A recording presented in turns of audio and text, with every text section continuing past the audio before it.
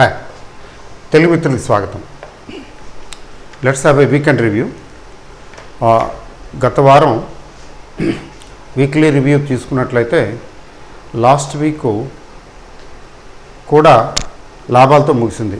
అంటే దగ్గర 2% పెరిగింది నిఫ్టీ. తర్వాత అంత క్రిందటి వారం తీసుకుంటే ట్రెమెండస్ ఇంకా బాగుంది. అంటే దగ్గర 14,700-800 రేంజ్ నుంచి 15,200 దాకా వచ్చింది లాస్ట్ వీకు. అక్కడి నుంచి మళ్ళీ ఈ వారం 15,200 నుంచి లాస్ట్ వీక్ ఒక 15,400 చిల్లర. అంటే గడచిన 2 వారాలు కూడా ఇండెక్స్ లాభాలతో ముగిసింది. లాస్ట్ వారం అయితే ఆల్ టైమ్ హై నిఫ్టీ. అయితే సెన్సెక్స్ మాత్రం ఇంకొంచెం దగ్గరలో ఉంది, బహుశా రేపు అయిపోతుంది. ఇప్పుడు ఏమిటి పొజిషను ఇప్పటి వరకు జరిగింది కదా. తర్వాత లాస్ట్ ఫ్రైడే ట్రేడింగ్ సార్లు తీసుకున్నట్లయితే ఎఫ్ఐఐస్ గట్టిగానే ఉన్నారు కొంచెం. అంటే 800-900 కోట్ల దాకా కొన్నట్టున్నారు. మన డిఐఎస్ అయితే ఇంకా ఎక్కువ కొన్నారు, 1,200 కోట్ల దగ్గర. అంటే ఇద్దరు కలిపి 2,000 కోట్లు కొంటే అక్కడ పెరిగింది ఏమి లేదు. ఫ్రైడే ఇద్దరు కలిపి 2,000 కోట్లు కొంటే మరి అమ్మింది ఎవరో అర్థం అవటం లేదు. మా ఇండెక్స్ పెద్దగా ఏం పెరగలేదు.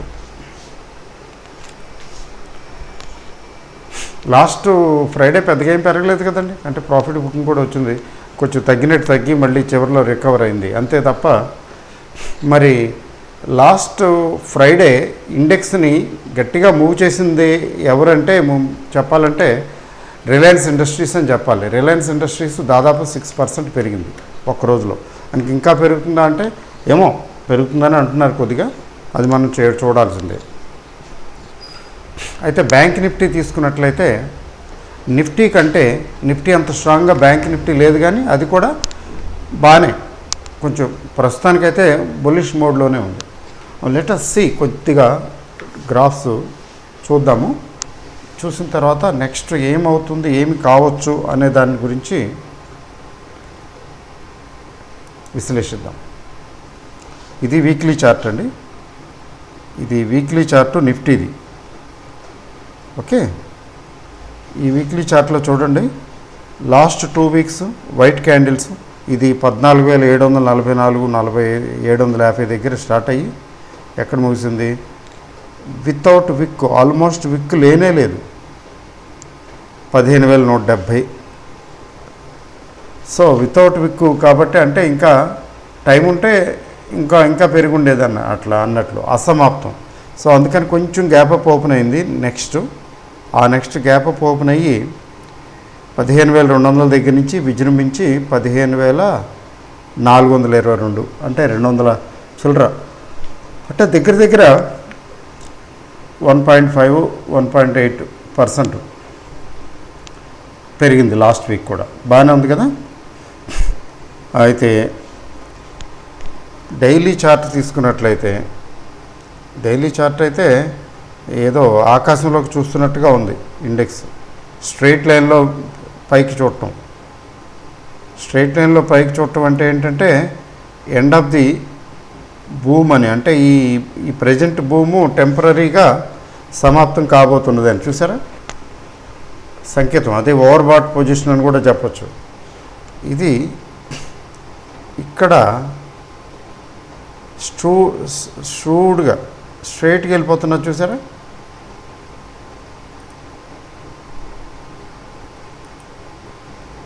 ఈ స్ట్రైట్గా వెళుతున్నది అంటే ఇంకొంచెం వెళ్ళటానికి అవకాశం కూడా ఉంది.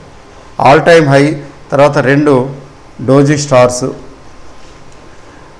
కాకపోతే doji star gap up opening కాబట్టి అది ట్రెండ్ కంటిన్యూషనే, అంటే అప్వార్డ్ ట్రెండే సూచిస్తున్నది, బుల్లిష్నెస్సే సూచిస్తున్నది కదా.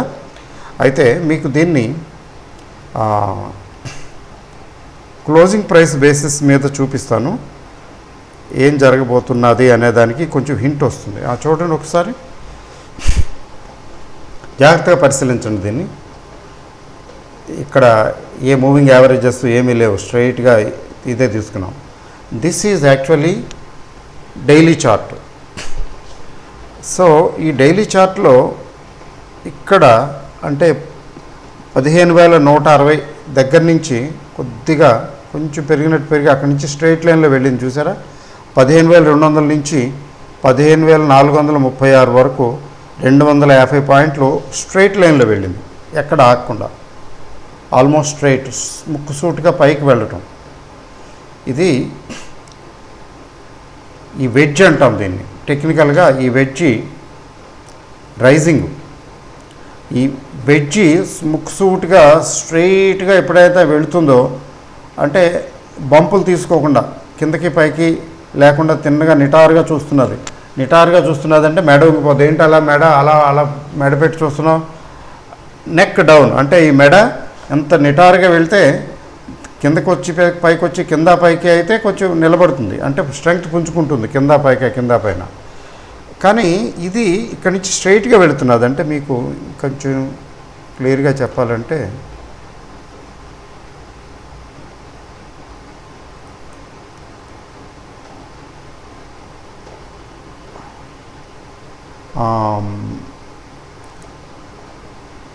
చూడండి, ఇది డబ్ల్యూ ఫార్మేషన్. ఎస్, అట్లా ఉంటే ఇట్ పిక్డప్ స్ట్రెంగ్త్. తర్వాత కొంచెం దీనికి ఏమైంది, కొంచెం సెల్లింగ్ వచ్చింది, అయినా కొద్దిగానే వచ్చింది, మళ్ళీ పికప్ అయింది. మళ్ళీ అనదర్ డబ్ల్యూ ఫార్మేషను.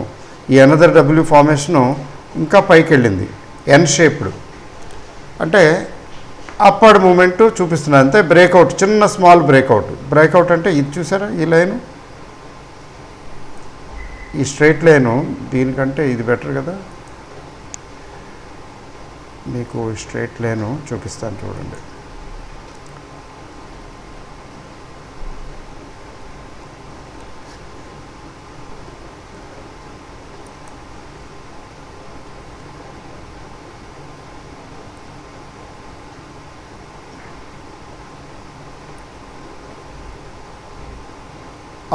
ఈ స్ట్రైట్ లైన్ కనపడుతున్నది కదండి. ఈ స్ట్రైట్ లైన్ ఇక్కడి నుంచి బ్రేక్అవుట్ అంటే అప్పర్ సైడు ఏదైతే రెసిస్టెన్సో అది సపోర్ట్ లైన్ అయిపోయింది. ఇక్కడ 14,900 దగ్గర లాస్ట్ చూడండి, ఇక్కడ చూడండి. సో ఇక్కడ అదే సపోర్ట్ అయింది. ఇంతకుముందు రెసిస్టెన్స్ వల్ల ఇంతకుముందు ఉన్న రెసిస్టెన్స్ ఇక్కడ సపోర్ట్ అయింది. ఇక్కడ నుంచి ఏకంగా పెరిగింది. ఎట్లా పెరిగింది? ఇది స్ట్రైట్ లైన్లో వెళుతున్నది. ఇది ఈ స్ట్రైట్ లైన్లో వెళ్ళటం ఎలా ఉందంటే మీకు చూపిస్తాను చూడండి. ఇక్కడి నుంచి ట్రెండ్లో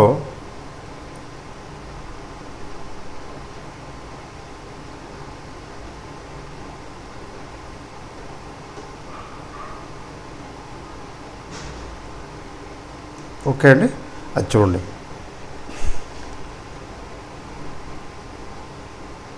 అలాగే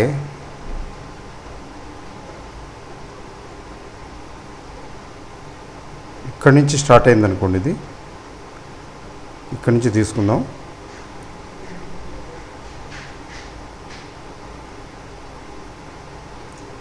ఇక్కడి నుంచి మళ్ళీ ట్రెండ్ మారింది. ఈ మారిన ట్రెండు ఇలా వచ్చింది. అంటే నేరో అయిపోతున్న చూడండి, పైకి వెళ్ళే కొద్దీ ఇక్కడ, అలాగే ఇక్కడ చూడండి.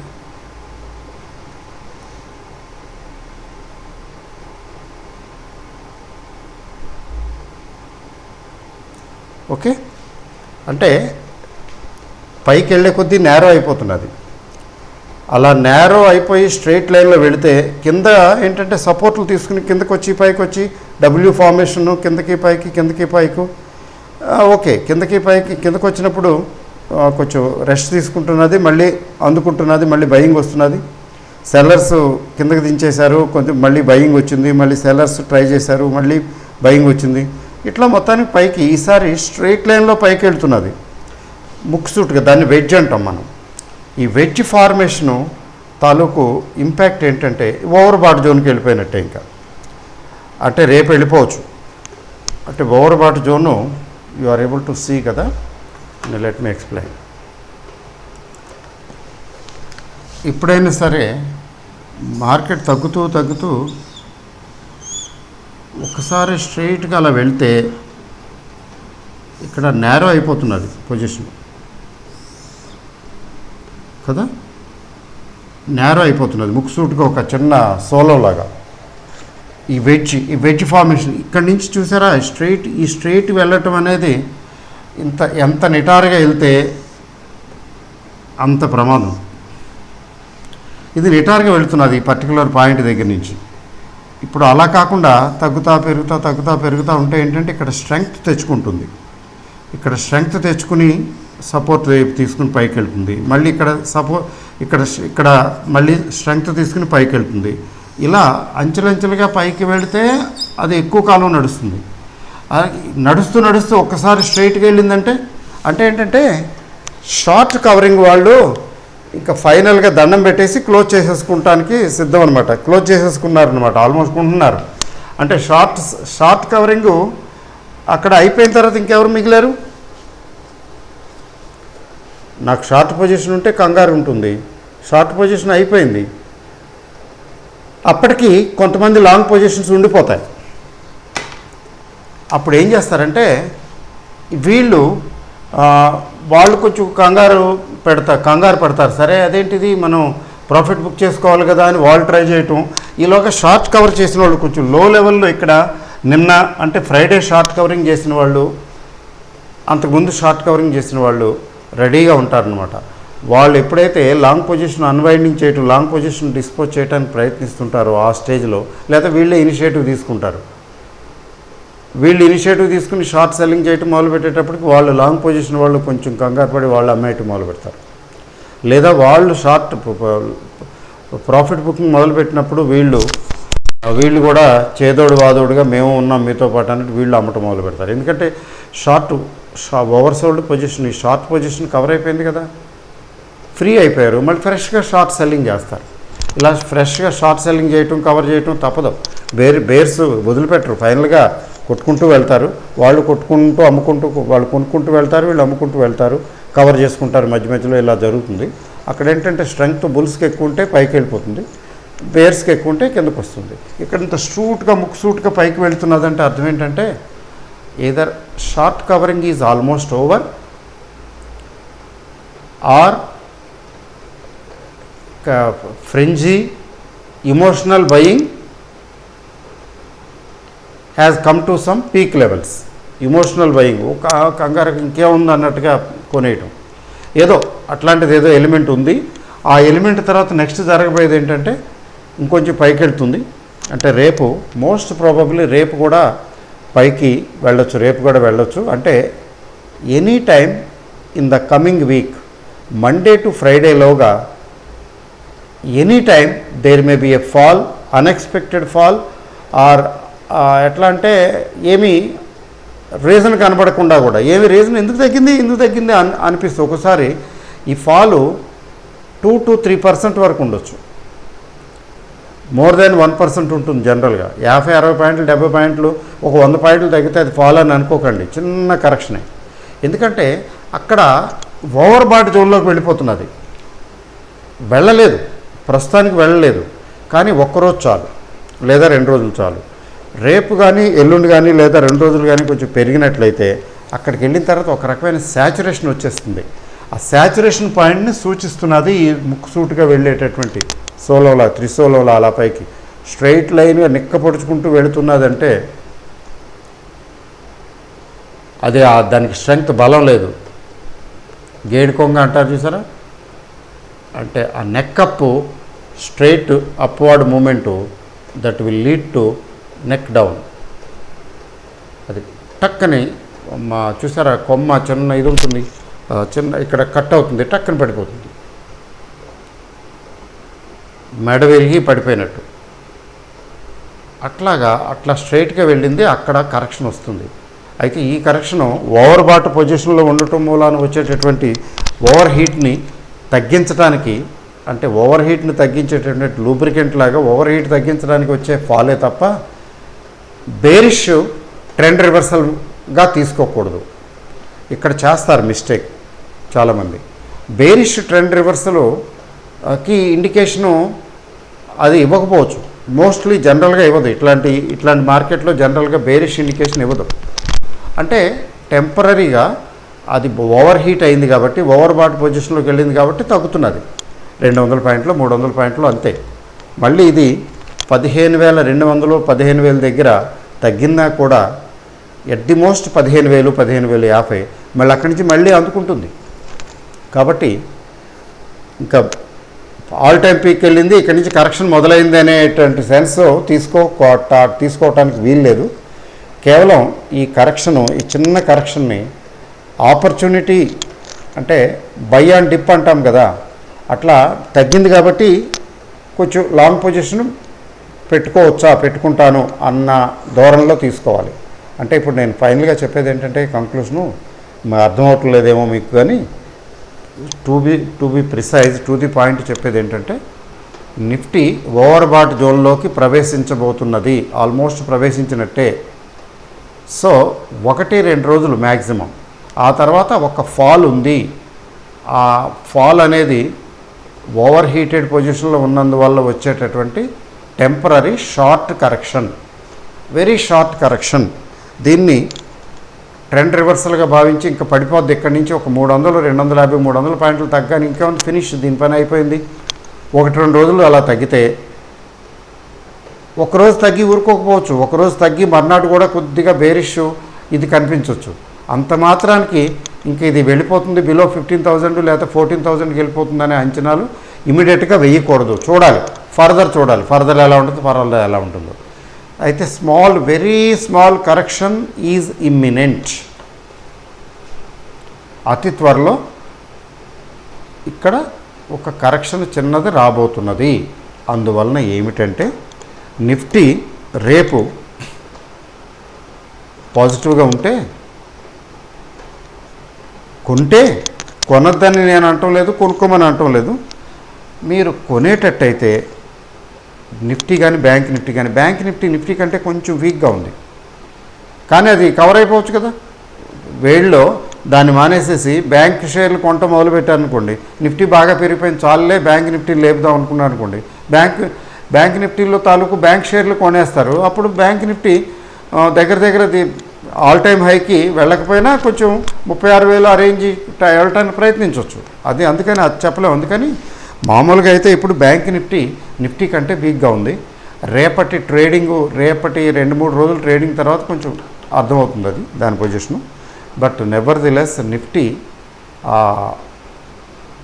పెరిగితే, అంటే లాంగ్ పొజిషన్ మెయింటైన్ చేసేటట్టయితే, పెట్టుకునేటట్టయితే చాలా అలర్ట్గా, రెడ్ అలర్ట్లో ఉండాలి. ఎందుకంటే any time there may be some fall, అంటే there may be some correction. దానికి ఏంటంటే స్ట్రిక్ట్ స్టాప్ లాస్ పెట్టుకోవాలి. నన్ను అడిగితే రేపు మీరు కొని పెట్టుకుంటే, రేపు కొంటే అంటే ప్రాఫిట్స్ వచ్చేటట్టయితే, పెరిగే సిచ్యువేషన్ పెరిగితే మర్నాటికి క్యారీ ఫార్వర్డ్ చేయటం కూడా కొంచెం రిస్కే. ఎట్ ది మోస్ట్ హెడ్జింగ్ చేసుకుని క్యారీ ఫార్వర్డ్ చేసుకోండి. ఎందుకని సడన్గా there may be some sudden fall. ఆ సడన్ ఫాల్ ఎల్లుండి వస్తుందా, రేపు వస్తుందా, 3 రోజుల తర్వాత వస్తుందా, అది చెప్పలేము. కానీ నెక్స్ట్ వీక్ అనిపిస్తున్నది, నెక్స్ట్ వీక్ తథ్యం అని అనిపిస్తున్నది. That looks to be imminent. అది లెటస్ సీ వాట్ హ్యాపెన్స్. పెద్ద ఉప్పుని వాతావరణ శాఖ దీని లాంటిదే మన ఎనాలిసిస్ కూడా. వాతావరణ శాఖ ఇది పెద్ద పెను తుఫానుగా మారి ఇలా రావచ్చు, అలా తీరాన్ని రావచ్చు, గంటకి ఇన్ని కిలోమీటర్ల వేగంలో వెళ్ళొచ్చు అంటారు. తీరా తుఫాను ఆ డైరెక్షను ఇంకొకలా వెళ్ళిపోతుంది, వీగిపోయింది అంటారు. తుఫాన్ ఇటు రావాల్సింది వీగిపోయింది అంటారు. అంటే మెటీరియాలజీ డిపార్ట్మెంట్ తప్పేం లేదు ఇందులో. We should not find fault with them. ఏంటి జరుగుతున్నదంటే అక్కడి నుంచి డైరెక్షన్ మార్చుకుంది. అది డైరెక్షన్ మార్చుకోకపోతే వీళ్ళు చెప్పినట్టుగా పాసిబిలిటీస్ ఉన్నాయి, ప్రాబబిలిటీ ఎక్కువే. ఇటే వచ్చేసి ఉంటే చాలా గట్టిగా తీర ప్రాంతాన్ని ముంచేసి ఉండేది. అది సడన్గా any direction it can take కదా వాయుగుండం అనేది. మార్కెట్ కూడా అంతేనండి. మార్కెట్లో గబుక్కుని ఈ ఆపరేటర్స్, బయర్స్ కానీ సెల్లర్స్ కానీ, బుల్స్ కానీ బేర్స్ కానీ కొంచెం అక్కడ స్ట్రెంగ్త్ పుంజుకుంటే ఆ బేసిస్ మీద దాని డైరెక్షన్ మారిపోతుంది. అందుకని ఎగ్జాక్ట్గా మనం ప్రెడిక్ట్ చేయటం ప్రతిసారి వీలు పడదు. అయితే ఒక్కటి మాత్రం ఫ్యాక్టు, ట్రెండ్స్ చాలా వరకు కొంచెం గైడెన్స్ ఇస్తాయి. ఇది ఇట్లా జరగటానికి ఇమ్మినెంట్ ఫాల్ అంటే నెక్స్ట్ వీక్ స్మాల్ కరెక్షన్ రావడానికి ఉన్న ప్రాబబిలిటీ చాలా ఎక్కువ, 70 to 75% ఉంది. అందుకని అలర్ట్గా ఉండాలి.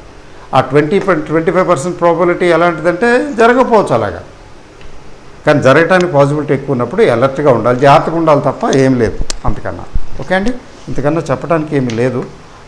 మార్కెట్ పీక్లో ఉంది, పర్వాలేదు, ఇట్స్ గుడ్. మార్కెట్ బాగుంది, పీక్లో ఉంది కాబట్టి దాని గురించి ఎందుకు ఆలోచించడం, ఏం ఆలోచించక్కర్లేదు. హ్యాపీగా చూడటమే మన దగ్గర ఉన్న షేర్లు ఏమేమి పెరుగుతున్నాయి ఏంటని. తర్వాత ఇంకొక ఇండికేషన్ కూడా నేను చూశాను. బ్రాడ్ మార్కెట్ ఫ్రైడే ఇన్ని కోట్లు పెట్టి వీళ్ళు కొన్నారు, వాళ్ళు కొన్నారు, ఇద్దరు కలిపి కొన్నారు. కానీ బ్రాడ్ మార్కెట్ అంటే ఏంటంటే పిఎస్సి తీసుకుంటే